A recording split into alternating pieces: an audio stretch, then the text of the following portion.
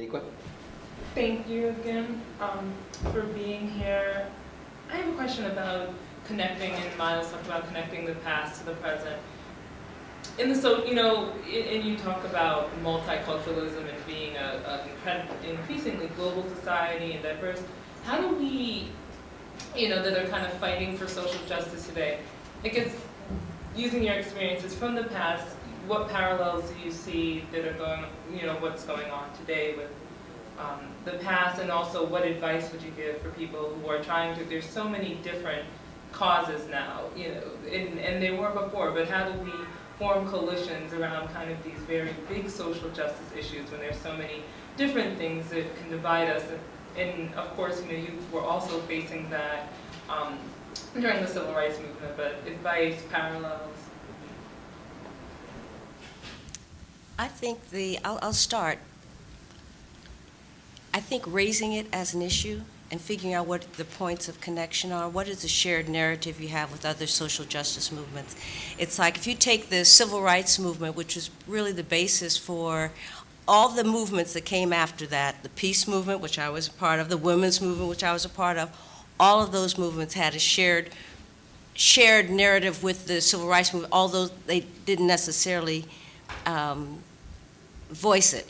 And sometimes you have to go back to show people where the parallels are so that you can have points of agreement and cooperation. And there's no magic way to do that, that it's figuring out the points of contact, points of connection, and then just working on, if you're working on multi-issues, which I've done for a number of years, it's just how do I put together my working for, let's say, it's very, Miles won't like this, very intentional for me to want to be a part of Demos, because that does one thing. That connects it with my work for the Women's Media Center. It connects it with another part of my life. But that's where I have figured out for myself where the connections are and where my energy can be spent, and where I can where I feel that I have multiplied the impact of what I can do by making those personal connections, which are also organizational, and in the end, movement connections as well. You're a movement right here, your connection. I think that aside from nonviolence, the right to vote and the right to a quality education are the revolutions of today, and it will continue. So those who are interested in the right to vote need to gather. They need to fight back. They need to get a Supreme Court that will not decimate what we do. We need to get local. We can't have North Carolina and Wisconsin doing what they're doing to us, and Wisconsin is, I think, a same-day registration state. Is that right? I think. Yes. Yeah. Look what happened there. So, and then we have to educate our community, because if you vote, you got to have something to vote for, and if you're voting, you should have some sense of where you're going. And I think in your generation, you guys, need to stay together, bond together, like us SNCC people do. We 70-year-olds roll around here, doing whatever we do. But, it takes commitment to each other, and that's where you start. Because, you're not looking for a leader, I would hope not, because you're your own leaders, but you have to collectivize, and manage that. I think the mistake with Obama, James said it earlier, was he didn't pay attention to the people who got him there, and that's a tragedy.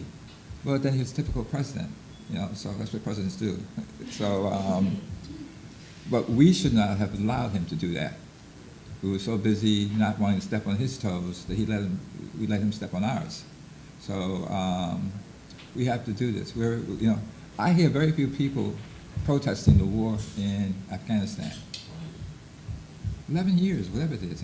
How can this be? And we don't have hundreds of thousands of people in the streets protesting this.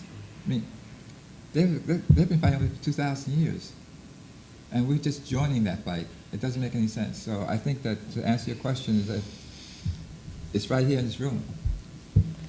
Two quick points on this. I accidentally work in culture. I'm sort of a professional eclectic. I do a lot of different things and not very much of any one in one degree. So what I'm about to say about culture is not because I work in the field of culture. But I want you to think about culture as ways of knowing and doing. Every human being since the first has to eat, reproduce, nourish themselves, and have some perspective about the environment or about the cosmos in which they live. What makes us fundamentally different are the ways that we signify about that. So the term white people is real in terms of racial relations and the power, but it's a fiction in terms of culture. How many of you in the room are white? Raise your hand. But culturally, that's not who you are. How many of you of German extraction, Irish extraction, Catholics, Protestants? Those are the cultural questions. Those are the ways in which you signify the common things that people do. So learn about one another beyond your gender and your skin color, about what has been passed on characteristically within your community. Ultimately, you are all individuals. And you don't, it's not, when I say multicultural, I don't mean multiracial. When you learn another language, you're learning another signifier. And if you stick with that language, you're not abandoning the first signifier that you were born in. You can become emotional about that. You will cry at a drama that is intended to move you to emotion, which is not the signifier that you were born into. So the cultural question is a fundamental question. When you look at the strife today, they're cultural questions. What you wear, what your accent is, what your religion is. And if you think about the songs that you heard, those were the signifiers. Something in the African American culture, coming probably from Africa, song, sound. Everybody has song and sound. It's not in our genes. It is passed on from one, because I don't have any rhythm. I like to say it's my Valinsky gene when I get on. Hope I'm not offending any particular group on that. But you follow. So these are signified. Sick and tired of being sick and tired. Fannie Lou Hamer did not come from a signifying background where she was going to write a treatise. She came from a signifying background where phrases in the Latin community, dichos, things of this sort, where people concentrate deep meaning in different kinds of ways. That's culture. Learn who your culture. Last point I want to make is on something I have come to think about Martin Luther King, whom I never knew. I don't think I was ever in a place where I actually saw Martin Luther King. But I met a man named Jack O'Dell, who worked with a man called Stanley Levinson here in New York City, who the Kennedy brothers and the FBI said were communists. And I interviewed Jack O'Dell for the Schomburg a number of years ago. And he said, you know, Vincent Harding wrote the Vietnam speech. Well, Vincent Harding was the principal drafter of the Vietnam speech.